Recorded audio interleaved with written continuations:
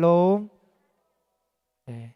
한 번 더 앞뒤 분에게 밝게 웃으시면서 하나님께서 당신을 사랑하십니다. 예, 당신을 사랑하십니다. 감사합니다. 우리 보배담교회가 시작한 지 벌써 1년이 지났습니다. 지난 1년을 돌아보면 신기하고 놀랍기도 하고 또 한편으로는 하나님께 부족했던 모습으로 인해 죄송한 부분도 있지만 그럼에도 불구하고 여기까지 이렇게 올 수 있었던 것이 오직 하나님의 은혜였기 때문에 감격스럽고 감사한 마음이 참으로 큽니다.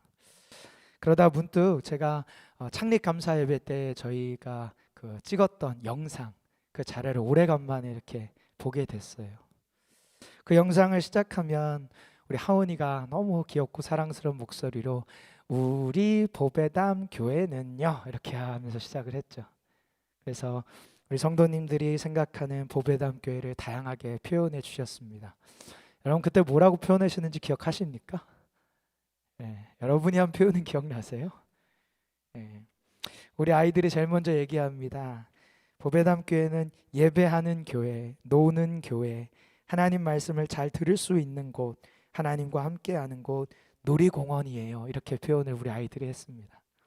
그리고 우리 작년 성도님들은 친구 따라 강남 갔다가 대박난 교회, 내려놓음의 교회, 큰 글자 성경책이다, 사랑과 섬김의 공동체다, 행복입니다, 부르신 곳이다, 리부팅이다, 정수기 공기청정기다, 참 생명을 낳는 곳, 전부 새로운 곳이다, 끊임없이 고민하게 만드는 곳이다, 내 인생의 또 다른 챕터 어나더 챕터다, 이렇게 이야기를 하셨습니다. 기억나세요? 저는 이게 누가 했는지도 기억나고 목소리 톤도 기억나요. 예. 이 표현을 들을 때마다 이렇게 막 가슴이 막 뭉클하고 되게 행복해지고 감사한 마음이 큽니다.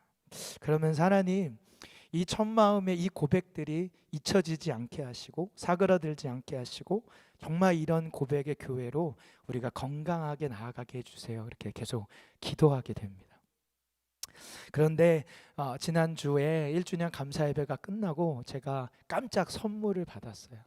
우리 교회 1주년을 축하한다고 케이크를 하나 사오시고 편지를 저에게 써주신 거예요.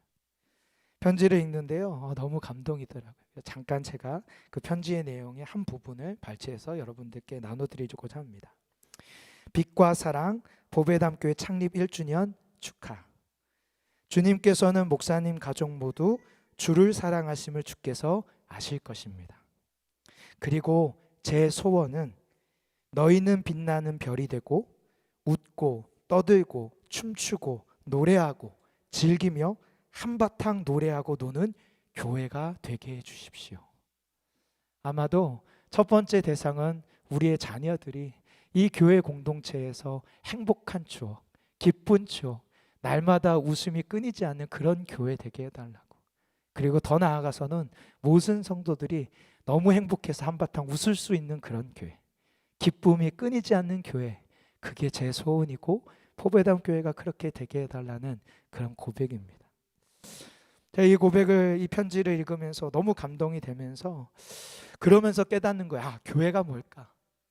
교회란 다양하게 표현할 수 있지만 그 중에서도 하나님으로 인한 기쁨과 감격이 가득한 곳이 교회구나. 그래서 그 감격 때문에 웃고 떠들고 춤추고 노래하고 즐기며 노는 것이 교회겠구나.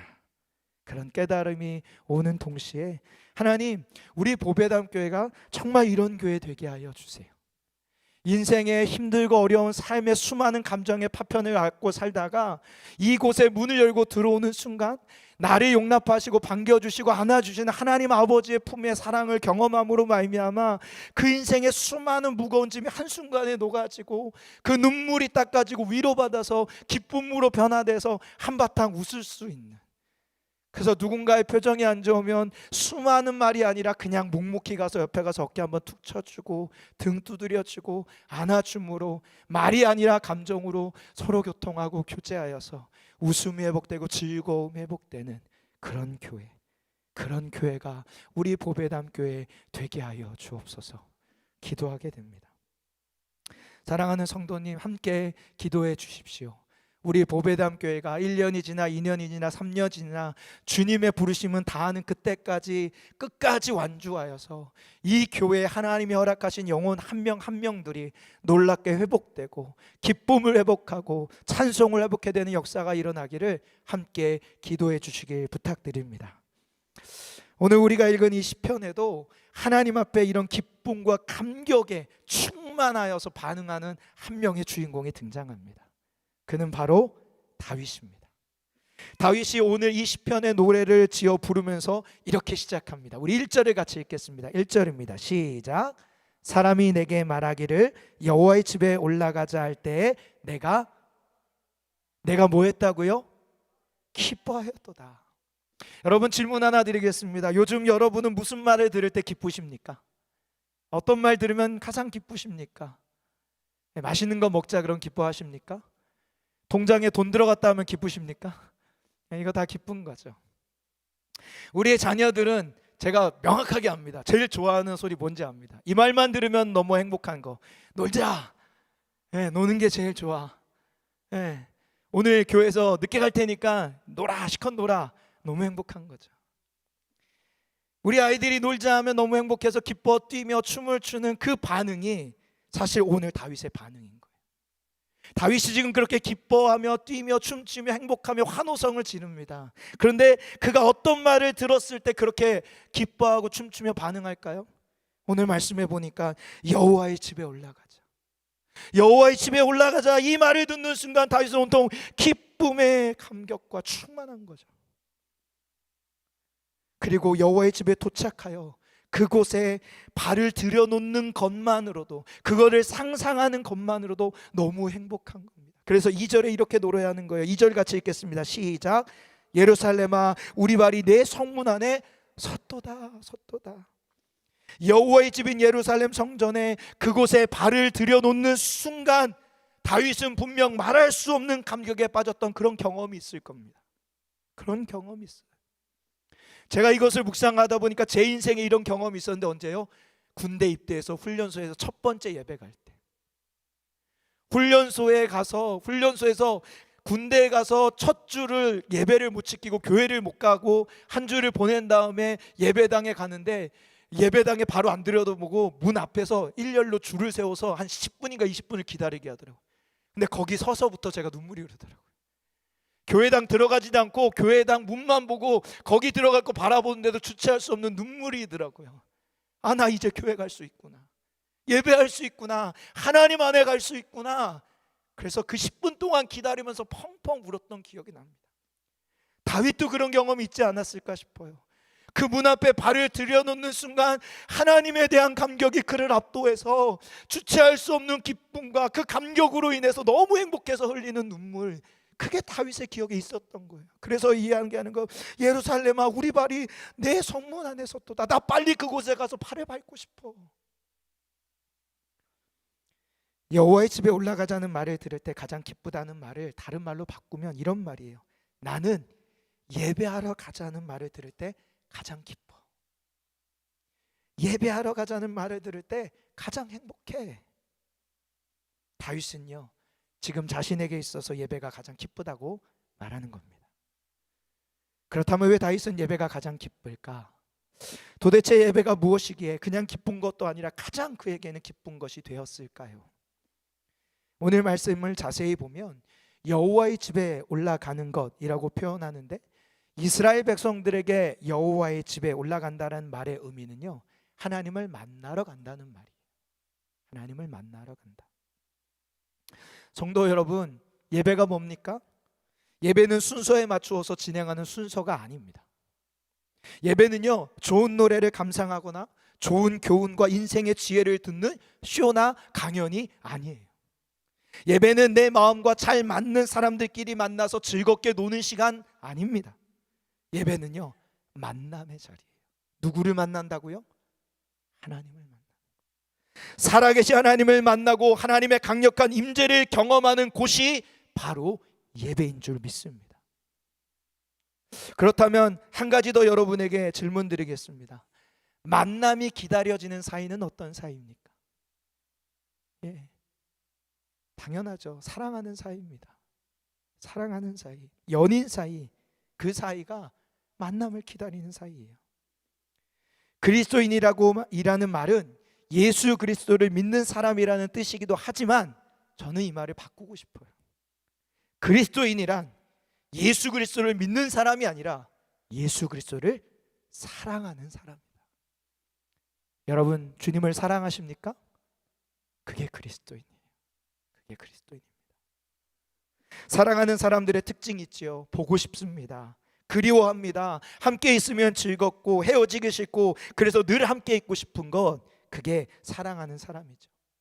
진정한 그리스도인과 제자는요, 하나님을 사랑하는 자들이기 때문에 하나님과의 만남을 기뻐하는 거예요. 하나님과 함께하는 것을 제일 좋아합니다. 그래서 예배를 갈망하고 기다리는 것이죠. 교회에서 한 신자가 목사님께 조심스럽게 이런 질문을 합니다. 제가 이 질문의 순간 조금 찔렸어요. 저에게 해당되는 질문이어서. 목사님, 예배 시간이 너무 긴 것 같은데 좀 줄이면 안 될까요? 우리 성도님 아닙니다. 우리 교회 성도님이 저한테 이걸 질문했다는 게 아니라 인터넷상에 올라온 하나의 에피소드예요. 그러자 이 목사님이 웃으면서 이렇게 대답합니다. 기가 막힌 대답이에요. 성도님, 예배가 긴 게 아니라 우리가 하나님께 드리는 시간이 짧았던 겁니다. 저는 이 말이 너무 깊이 다가왔어요. 평소 하나님께 드렸던 시간이 너무 짧은 나머지 하나님과 함께하는 감각이 메말라갈 때 우리는 예배가 지루해지고 하나님의 임재가 힘들어지기 시작한다는 겁니다.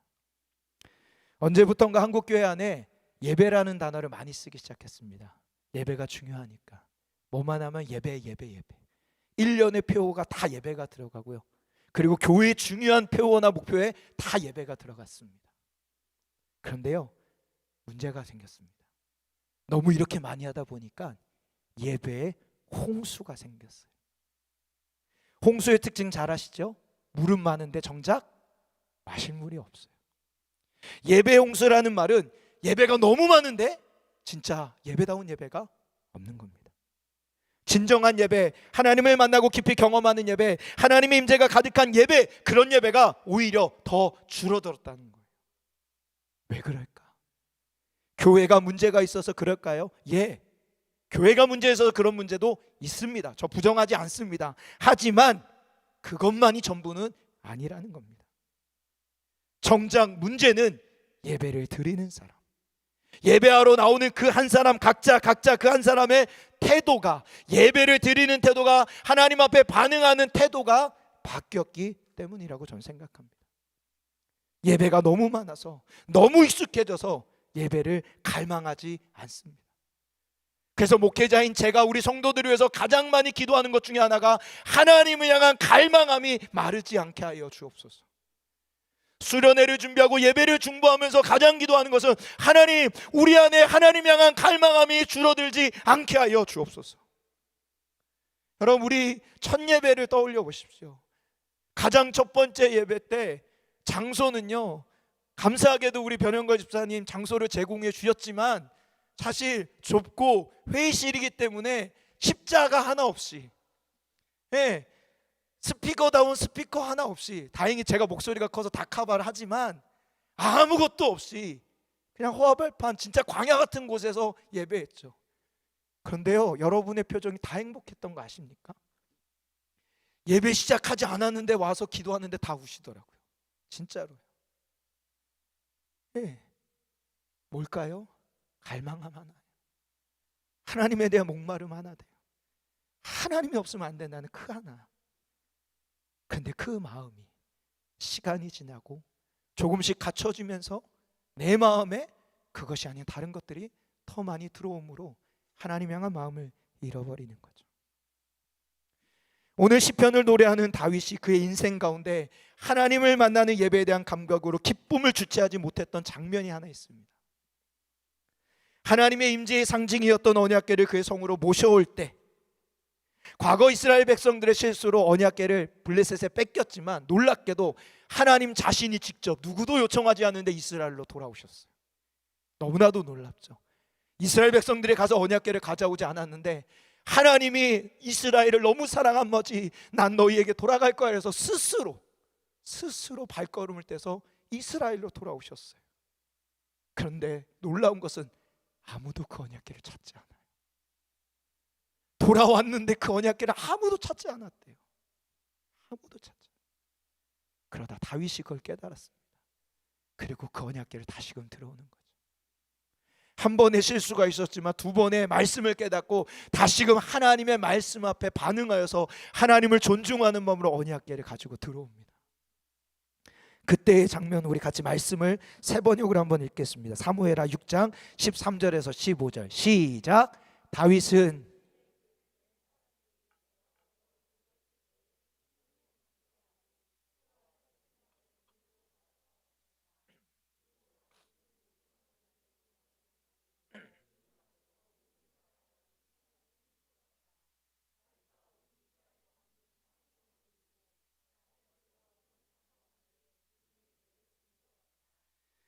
여러분, 다윗에게 있어서 중요한 것은 한 나라의 왕의 지위가 아니었습니다.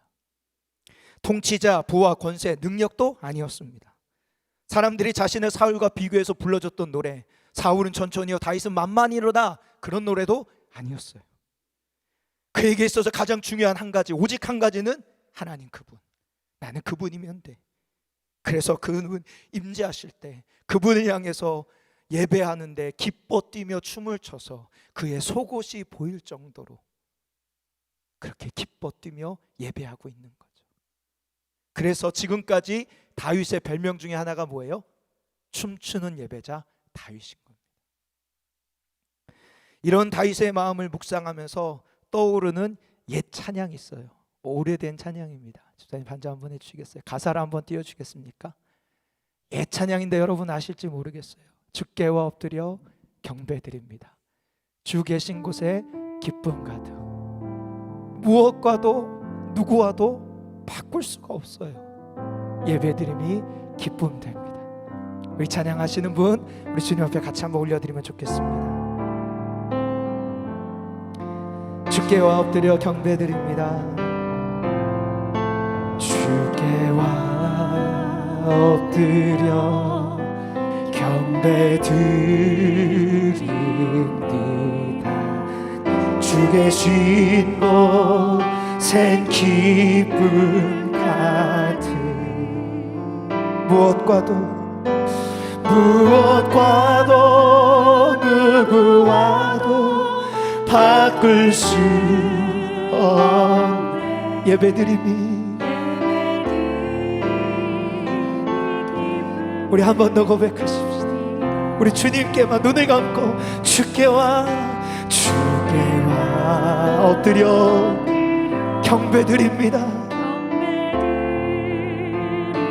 주 계신 곳에 기쁨 가득.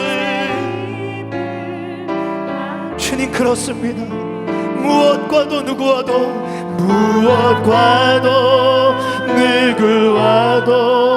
바꿀 수 없네. 예배드림이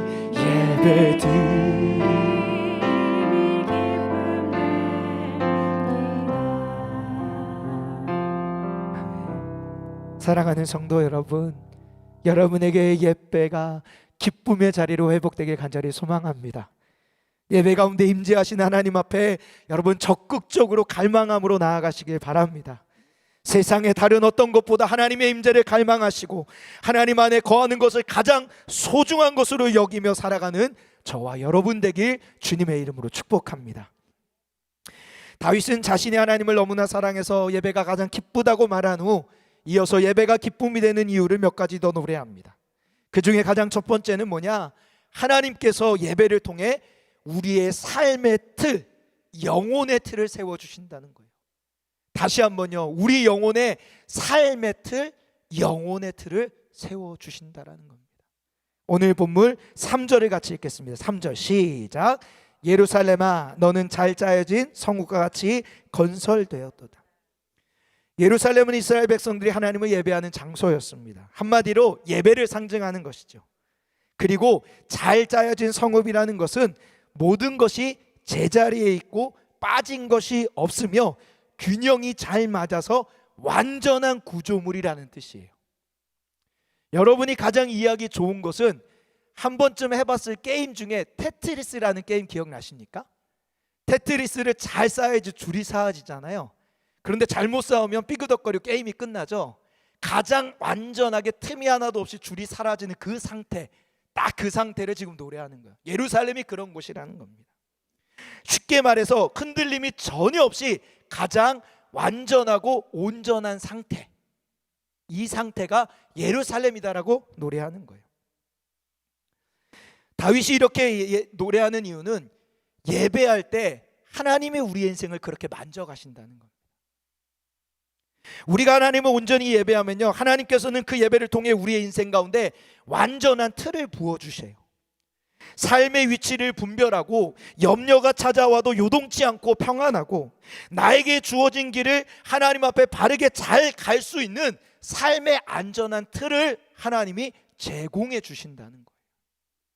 그러나 반대로 예배를 잃어버리면 어떻게 됩니까? 하나님의 임재를 잃어버리면 그때부터 우리는 분주함에 시달리게 된다는 거예요. 지난주 큐티 본문에 등장했던 우리 마르다와 마리아 이야기 기억나십니까? 근데 성경에 그 마르다를 얘기할 때 마음의 상태를 집중적으로 얘기를 해줍니다. 우리 화면에 보고 한번 읽겠습니다. 누가복음 10장 40절 상반절 시작. 마르다는 준비하는 일이 많아. 어디가 분주하다고요? 마음이. 분주함은요, 일에 많고 적음이 아니라 마음의 상태라는 거예요. 마음에 있어야 할 것을 잃어버릴 때 나타나는 현상이 분주함이에요. 이거 누가 한 말이에요? 제가 한 말이에요. 기가 막힌 말인 것 같아요. 마음에 있어야 할 것을 잃어버린 상태가 분주함이다. 일에 많고 적음이 아닙니다. 마르다가 분주한 것은 그가 일이 많았던 것 때문이 아니라 그 일의 시작이었고 중심이었던 예수님을 바라보는 시선을 잃어버리고 누구를 바라보기 시작했을 때? 마리아를 바라보기 시작합니다.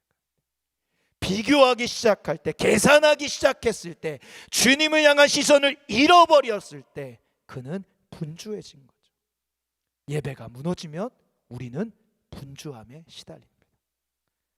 그러나 반대로 우리가 예배 가운데 온전한 하나님의 임재 안으로 들어가게 되면 우리의 마음과 삶이 놀랍도록 예배 이전과 이후로 변화가 되는 거예요. 우리 자신 안에 있던 여러 가지 다양한 삶의 파편들, 슬픈 일과 기쁜 일, 기대함과 불안함, 흥분 혹은 침체 등 이런 삶을 통해 느끼는 다양하고 여러 가지 단편적이며 다양하고 복잡한 그 생각들, 그래서 마음이 분주하고 삶이 정리가 안 되던 우리를 하나님께서는 그분의 마음과 생각으로 묶어주시고 그분의 틀 안에 맞춰주심으로 우리의 삶이 잘 짜여지고 규모한 삶으로 회복되어지고 세워질 수 있게 되는 거예요. 여기서 끝나지 않습니다. 함께 예배하는 이들과도 아름다운 조화를 이루기 시작해요. 나이가 상관없습니다. 환경이 상관없습니다. 과거가 어떠든지 상관없습니다. 그건과 상관없이 마치 용광로가 온갖 잡동사니를 받아들여 하나로 만들어내듯 예배 안에 사람들이 연합하기 시작하는 거예요. 하나님이라는 안전한 틀 안에서. 이것이 예배의 능력이고 신비라는 거예요. 유진 피터슨이 자신의 책 한길 가는 순례자라는 책에 자신의 경험을 이렇게 썼어요. 신방을 간 적이 있는데 자신을 기다리던 자매가 마침 창가에 앉아서 동그란 수틀에 팽팽히 당겨진 천 위에 술을 놓고 있는 거예요. 그러면서 목사님이 딱 가서 만나자마자 이 자매가 목사님에게 이렇게 얘기합니다. 목사님, 제가 목사님을 기다리는 동안 내 안에 무엇이 잘못됐는지 깨닫게 됐다는 거예요. 그러면서 저한테 이렇게 저를 잡아줄 이 술을 놓을 때 받침이 되는 그 틀 있죠. 이 틀이 없는 게 제 삶의 문제였어요. 이걸 발견했다는 거예요. 나의 감정, 생각, 일 모든 게 느슨하고 규모가 없었어요. 제 생활에 아무런 제한도 없었고 저의 현수도 모르게 방황했는데 왜 그럴까요? 그러니까 내 삶을 지켜주는 틀이 없었던 걸 발견했어요. 목사님, 저에게 이런 틀이 필요해요. 그러면서 이 유진 피터슨이 이렇게 말합니다. 우리를 잡아줄 그러한 틀, 견고한 구조물 같은 느낌, 어떻게 하면 그러한 느낌을 가지고 우리의 현 위치를 분별하고 아무런 염려 없이 편안히 우리의 할 일을 해낼 수 있을까? 우리 그리스도인들에게는 예배가 있다. 뭐예요? 예배가 그런 틀을 제공해 준다는 거예요. 사랑하는 성도 여러분, 예배는 분주하고 정신없는 우리의 삶을 지탱하는 축을 얻는 자리예요.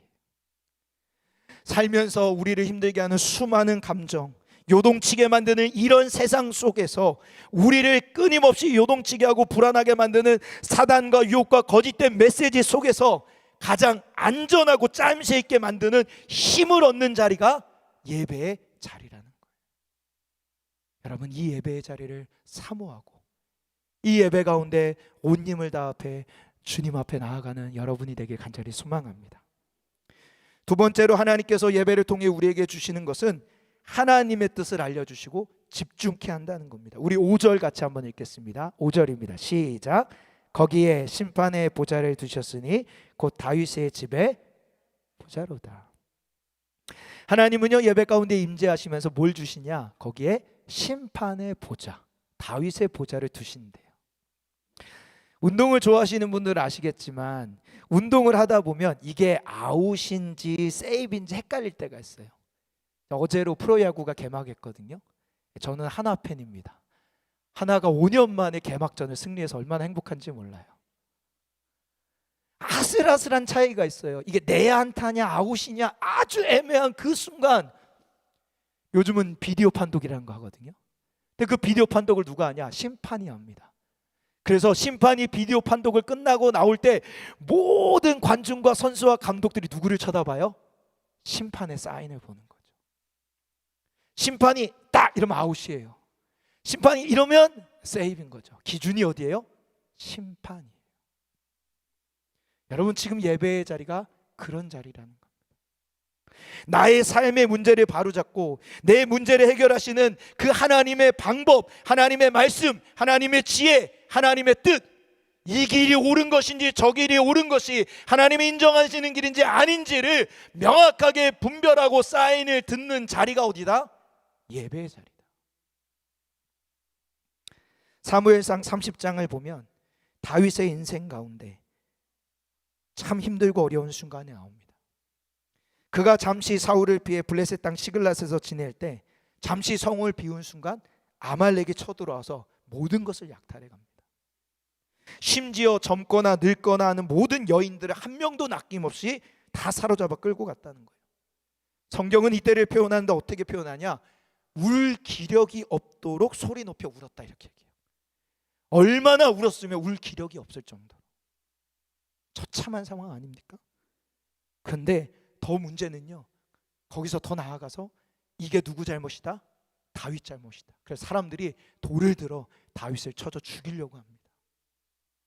이런 위기의 순간 다윗이 어떻게 할까요? 우리 말씀을 같이 읽겠습니다. 사무엘상 30장 6절에서 8절입니다. 시작.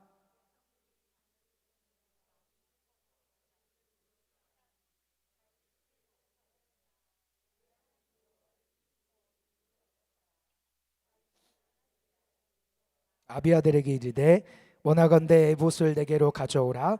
아비아달이 에봇을 다윗에게로 가져가매 다윗이 여호와께 묻자와 이르되 내가 이 군대를 추격하면 따라잡겠나이까 하니 여호와께서 그에게 대답하시되 그를 쫓아가라. 내가 반드시 따라잡고 도로 찾으리라.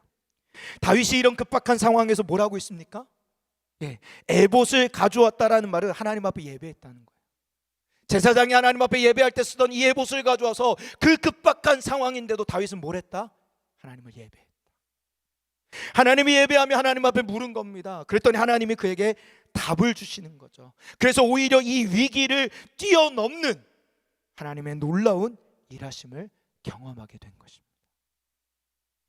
사랑하는 성도 여러분, 하나님은 우리에게 예배를 통해 자신의 뜻을 알려주십니다. 예배 가운데 찬양을 통해서 들리고 깨닫게 하시는 말씀이 있어요. 오늘도 찬양할 때 여러분 정말 깊이 찬양하잖아요. 그러면 찬양이 아니라 말씀이 떠오릅니다. 찬양의 가장 깊은 지경은 전 거기라고 생각해요. 찬양 가운데 하나님을 깊이 경험하면 그 하나님의 말씀이 내 안에 깊이 떠올라옵니다. 또 이 시간 제가 여러분에게 선포하는 이 말씀 가운데 성령님이 여러분에게 깨닫게 하시는 말씀도 있다는 거예요. 그리고 이 말씀을 듣고 하나님 앞에 결단하며 기도하며 나아갈 때 그 기도 가운데도 성령님이 여러분에게 말씀을 주십니다. 우리는 그 말씀들을 통해 나에게 하나님이 무엇을 말씀하시는지, 나의 삶에 대해 무엇이라고 가르치시는지 발견할 수 있다는 거예요. 그리고 내 삶의 그 뜻이 이루어지는데 집중할 수 있는 힘까지도 하나님은 우리에게 더하십니다.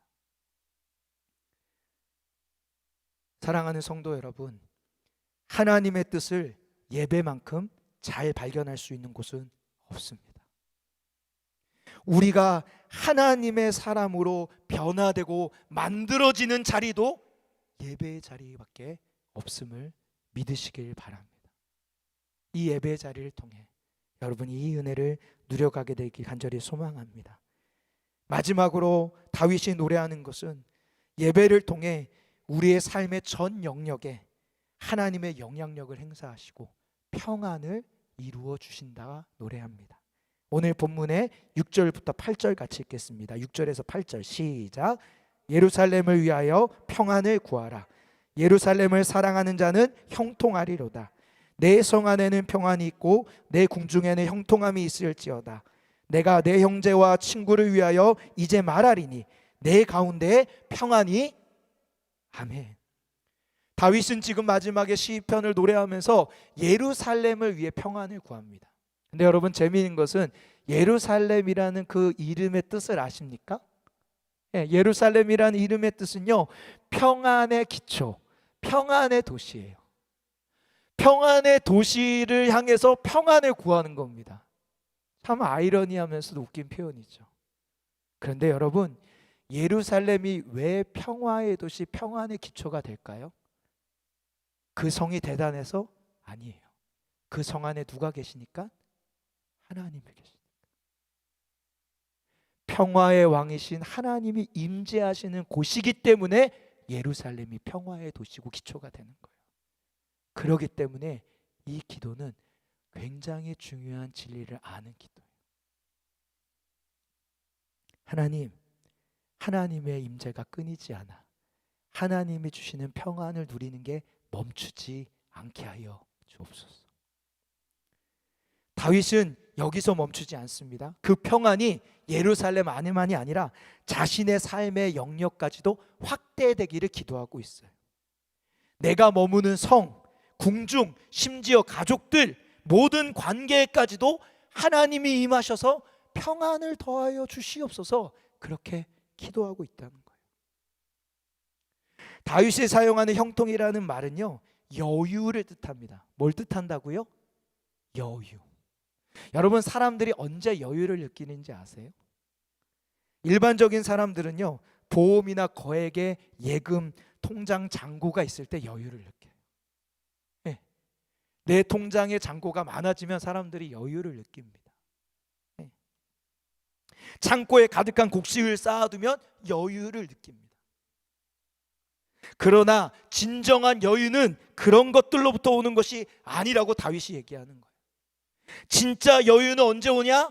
하나님을 예배할 때. 하나님을 예배할 때 그 하나님이 그 예배 가운데 임재하셔서 우리의 마음을 만지시고 변화시킴으로 말미암아 우리의 삶에서 평화를 누릴 수 없는데 하나님이 내 안에 거하셔도 통치하셔서 이해할 수 없는 평안이 오는 거죠. 그래서 예수님이 우리에게 말씀하시죠. 내가 너희에게 온 것은 평안을 주러 왔다. 내가 주는 평안은 세상이 주는 평안과 다르다 말씀하시는 것 아니겠습니까? 저는 우리 보배담 교회 예배 가운데 이 하나님의 평안이 임하길 간절히 소망합니다. 마지막으로 다음 세대 사역하시는 이무현 목사님의 이야기를 하나 전하고 마무리할까 합니다. 이 목사님이 괴산에 있는 한 산골짜기 교회에 말씀 강사로 초청을 받아서 집회를 간 거예요. 가봤더니요, 진짜 작은 곳이에요. 시골 한 구석이어서 한 50여 채 모여 사는 작은 마을에 딱 교회 하나 있는 겁니다. 교회에 딱 들어가 보니까 작은 교회 예배당이지만 그래도 성도들이 꽤 모여서 그 교회 예배당에 꽉 차 있는 거예요. 집회가 시작했는데요, 이 작은 교회인데도 불구하고 열정적으로 찬양하는 거예요. 막 뜨겁게 박수치고 막 기도하고, 이 작은 교회에서 뜨거운 열기가 느껴지고 사모함이 느껴지면서 오히려 목사님이 도전을 받은 겁니다. 그래서 그 도전을 받아서 그분도 열심히 설교하고 말씀을 잘 집회를 전하는 거예요. 그런데 그 예배 가운데 하나 신기했던 건 뭐냐면, 성도들이 기도하거나 또 대표 기도할 때마다 꼭 언급하는 게 뭐냐면, 누군가인지는 모르겠는데 빨리 치료해 달라는 기도를 하는 거예요. 뭐지 신기해서 예배가 끝나고 나서 물어봤대요. 혹시 누가 아프십니까? 라고 물어봤더니 어떤 성도님이 조심스럽게 답해 주기를, 담임 목사님의 따님이 지금 많이 안 좋습니다, 얘기하는 거예요. 이 목사님이 분위기가 이게 심상치 않아. 그래가지고서는 화제를 전하고 있다가 저녁 식사 이제 그 집회가 끝나고 담임 목사님과 대화하는 시간이 있어서 목사님께 조심스럽게 물어봤대요. 그랬더니 그 담임 목사님이 이렇게 얘기하더랍니다. 목사님, 사실은 저에게 중학교 3학년 된 딸이 하나 있습니다. 이 딸이 신앙생활도 평소 열심히 하고 교회를 잘 섬겨왔고, 특별히 찬양팀에서 열심히 봉사했어요. 그래서 이 부흥회를 준비하면서 일찍 와서 찬양팀 연습하고 온 힘을 다해 준비했어요. 그리고 연습이 다 끝나고 집회 전에 이제 밥 먹어야 되니까 식당으로 밥 먹으러 갔다 오자 해가지고 차를 타고 가는데, 시골이니까 그냥 트럭에 뒤에 다 탔나 봐요. 그리고 나서 식당으로 가다가 커브길인데 반대편에 급하게 오던 차가 위험하게 충돌할 것 같아서 핸들을 급하게 꺾은 나머지 차가 전복이 돼서 떨어진 거예요. 불행 중 다행, 그 뒤에 있던 찬양 팀원들이 다 안전했는데 딱 한 명 다친 게 누구예요? 이 담임 목사님 딸이 다친 거예요. 부랴부랴 이 딸을 데리고 병원에 갔더니요, 병원에서 빨리 큰 병원 가보라는 거예요. 심상치 않다는 거죠. 그래서 큰 병원에 이동을 해서 검사를 한 결과 장기가 다 터져서 응급수술에 들어간 거예요. 수술을 마친 후 다시 검사해 보니까 이번에는 골반 뼈가 심하게 부러져 있어서 이것도 또 수술해야 된다는 거예요. 이 정도의 지경에 이르니까요, 중직자들이 목사님에게 요청합니다. 목사님, 이런 상황인데 부흥회 연기하시죠. 부흥회는 다음에도 또 할 수 있는 거 아닙니까? 오히려 지금은 성도들이 이 딸을 위해서 기도할 때니까 우리 부흥회 멈춥시다. 그럴 때 목사님이 이렇게 얘기했다고요. 성도님, 예배는 제 딸을 위해서 하는 것이 아닙니다. 예배는 하나님을 위한 것이에요. 그리고 또 누군가는 이 예배를 통해 영적인 생명이 살아날 수 있는 자리예요. 그래서 이 예배 멈추면 안 됩니다. 어떤 일이 있어도 예배를 멈추면 안 됩니다. 이거 힘든 거 티내지 마시고 강사님 앞에서 열심히 예배합시다. 그렇게 드려진 예배가 그날 예배였다. 목회를 감당하면서 성도들이 주일 예배 안 나올 때 전화 신방을 합니다. 그러면요, 다 합당한 이유들을 얘기하세요. 목사님 죄송해요. 어쩔 수 없이 너무 중요한 손님이 왔어요. 애가 아팠어요. 중요한 모임이어서 빠질 수가 없었어요. 그런 이야기를 듣다 보면 하나하나 다 그럴듯해서 저도 수긍을 합니다. 그 이유를 다 듣고 전화를 끊으면 목사인 제가 그분들을 위해서 뭐라고 기도할까요? 하나님, 다음 주에는 바쁘지 않게 해주십시오. 하나님, 다음 주에는 아이가 아프지 않게 해주십시오. 하나님, 상황과 직장의 환경을 움직여 주십시오 라고 기도는 합니다. 그러나 저와 여러분이 알아야 될 한 가지 중요한 사실이 있습니다. 그것은 교회에 못 나오는 그 핑계거리 하나가 해결되면 또 다른 핑계거리가 생기기 마련이에요. 그러므로 진짜 우리가 기도해야 될 것은 그 핑계거리가 사라지는 기도가 아니라, 하나님, 저들이 교회에 나와야 되는 그 절대적인 이유 한 가지, 반드시 예배해야 되는 그 이유 한 가지, 그 한 가지를 깨닫고 찾게 하여 주옵소서. 하나님을 더욱 갈망하고 기뻐하는 마음이 그들에게 회복되게 하여 주옵소서. 그렇게 기도해야 된다는 겁니다. 마지막으로 성경학자의 말을 듣고 같이 기도하겠습니다. 성경 역사학자가 이런 말을 했다고 해요. 이스라엘이 안식일을 지켰는가? 아니야. 안식일이 이스라엘을 지켰다. 다시요.